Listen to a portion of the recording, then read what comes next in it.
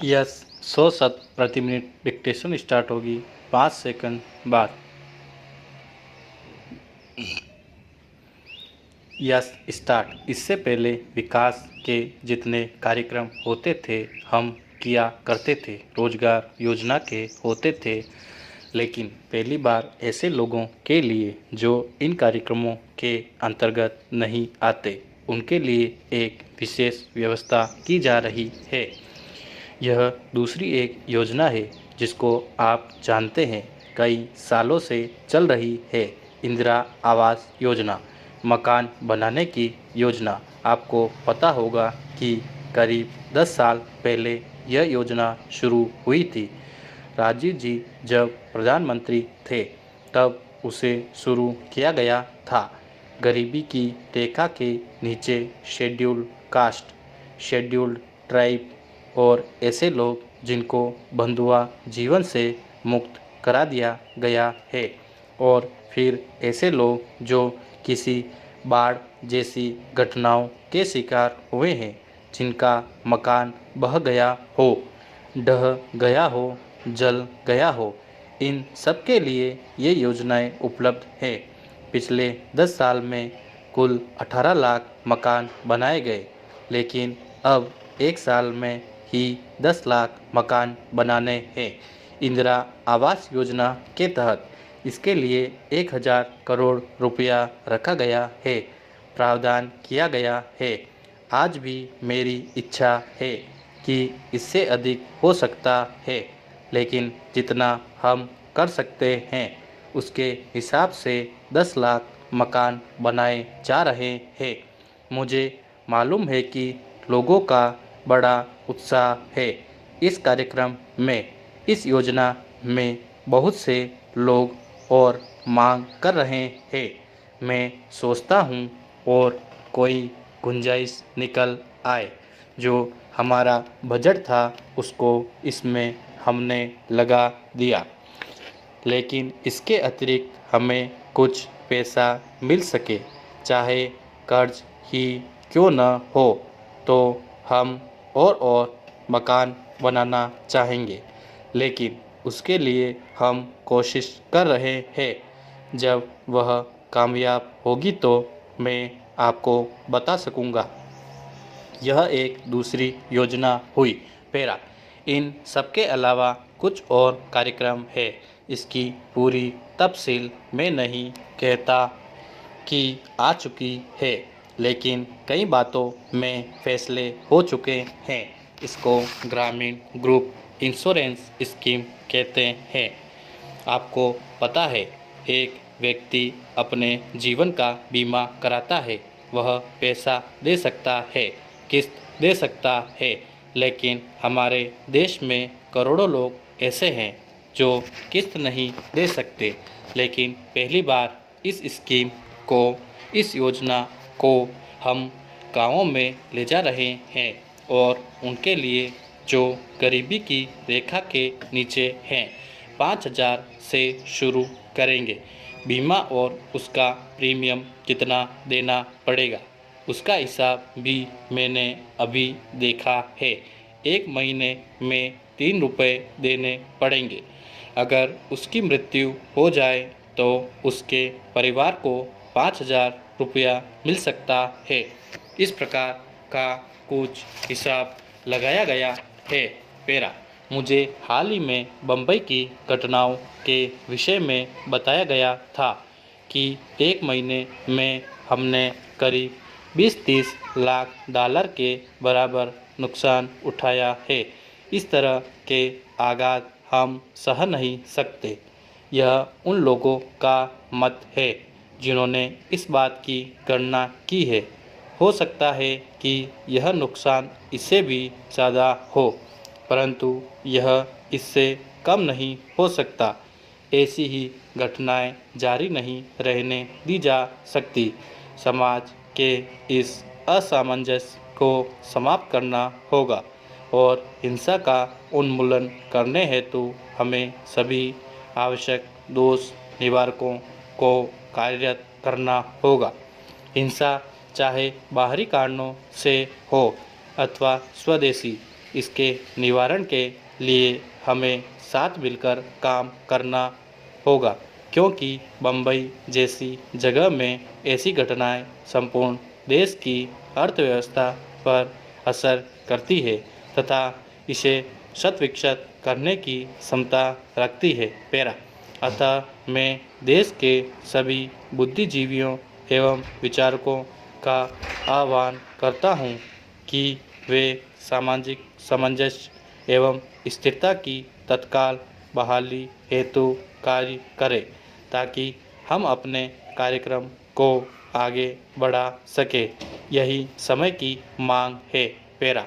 आप सब ने एक विशिष्ट भूमिका निभानी है और जब आप बाहर जाएंगे तो यह निश्चित है कि आपको इन नई चुनौतियों का सामना करना पड़ेगा तथा आप में से प्रत्येक को अपने ही ढंग से इनसे निपटना होगा। इसके लिए कोई नियम निर्धारित नहीं किया जा सकता। इसके लिए कक्षा में बैठकर किसी प्रकार की शिक्षा नहीं दी जा सकती। इस प्रकार की स्थिति का सामना करने के लिए आपको कोई नुस्खा नहीं दिया जा सकता, क्योंकि परिस्थितियों में इतनी अधिक भिन्नताएं हैं कि जब कभी आपको किसी परिस्थिति का सामना करना पड़ेगा तो आपको स्वयं ही यह निर्णय लेना होगा कि किस तरह उस स्थिति से निपटा जाए। पैरा। सभी देशों को कठिनाइयों एवं चुनौतियों का सामना करना पड़ता है। इनका मुकाबला एकजुट होकर करने के फलस्वरूप प्रत्यक्ष रूप से भिन्न भिन्न दिखाई देने वाली जातियों एवं लोगों के बीच स्थायी संबंध विकसित हो जाते हैं, जिससे राष्ट्रों का निर्माण होता है। अतः मैं सभी भारतवासियों को आह्वान करता हूँ कि वे एकता और सहयोग बढ़ाने में मदद करें, क्योंकि हमारे देश के समक्ष यह सर्वप्रथम कार्य है तथा इसके बिना यह समृद्धि जिसकी हम कामना करते हैं हम प्राप्त नहीं कर सकते। वास्तव में भविष्य में यह हमारे समक्ष कार्य का निर्धारण करता है। यदि वास्तव में राष्ट्र के समक्ष कार्य की किसी परिभाषा की आवश्यकता है तो यही वह परिभाषा है जिसके अनुसार हमको अपनी संपूर्ण शक्ति लगाकर अच्छे से अच्छा कार्य करना है। पैरा। अपनी प्रबंधन प्रणाली में विश्व भर के प्रबंधन विज्ञान द्वारा किए गए विकास कार्य को समाहित करते हुए हमें यह सुनिश्चित करना होगा कि ये हमारी परंपरा और संस्कृति के अनुरूप हो। उन्हें इस प्रकार से अपनाने की आवश्यकता है जिससे वे हमारे व्यापार, उद्योग और इन सब से ऊपर हमारे समाज के अनुकूल हो। इसका यंत्रवत प्रयोग नहीं होना चाहिए और हमें यह याद रखना चाहिए कि हमारे पास भी आर्थिक ज्ञान, व्यापार एवं उद्यमों की प्राचीन परंपरा है। हमें संशोधित रूप में अपनी पारंपरिक शक्तियों का प्रयोग करना चाहिए जो वर्तमान परिस्थितियों में उपयुक्त हो, ताकि आधुनिक प्रबंधन प्रक्रियाएं हमारी परिस्थितियों और प्रतिभा के अनुकूल हो। जब हम अपनी आवश्यकताओं के अनुरूप प्रबंधन विकसित करने में सफल होंगे, हम विश्व के प्रमुख औद्योगिक देशों की भांति भारतीय उद्योगों को तीव्रता से विकसित करने में सफलता प्राप्त करेंगे।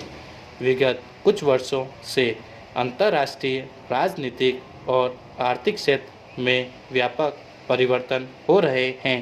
शीत युद्ध की समाप्ति ने मानव जाति के समक्ष आर्थिक विकास, पारिस्थितिकी संरक्षण, भूख तथा गरीबी का उन्मूलन जैसे मूल मुद्दों के प्रति चिंतन के नए युग की आशा को जन्म दिया है। हठ धर्मिता की क्रमिक अवनति और नई व्यावहारिकता का जन्म हुआ है। संसाधनों के केंद्रीकृत आवंटन की तुलना में बाजार के लाभ और आर्थिक विकास में सहायता प्रदान करने की इसकी भूमिका को मान्यता प्रदान की गई है। यद्यपि इस नए युग ने तकनीक के विकास तथा विश्व बाजार के जरिए अनेक सकारात्मक समेकित प्रवृत्तियां विकसित की है। विश्व के अनेक भागों में विकास के अभाव और बढ़ती हुई गरीबी के कारण आर्थिक गुट बनाने की प्रवृत्ति और उत्तर दक्षिण के विभाजन के जारी रहने से अनेक नई कठिनाइयां उत्पन्न हुई है, जो हमें हमारे आर्थिक विकास के मार्ग से विचलित कर सकती है। अतः आने वाले वर्ष अवसरों के साथ साथ हमारे लिए नई चुनौतियां भी लेकर आएंगे। आपके सम्मुख संभावनाएं होंगी जो हमारी समस्त पीढ़ी को उपलब्ध नहीं थी, परंतु आपको स्थिरता एवं विकास के लिए नई चुनौतियों का सामना भी करना होगा। पैरा दोस्तों, प्रबंधन व्यापक योजना का एक अंश है और यह अवधारणा वास्तव में नेतृत्व में है। अतः परिस्थितियों की चुनौतियों में परिवर्तन को मद्देनज़र रखते हुए प्रबंधन की अवधारणा में परिवर्तन होना आवश्यक है।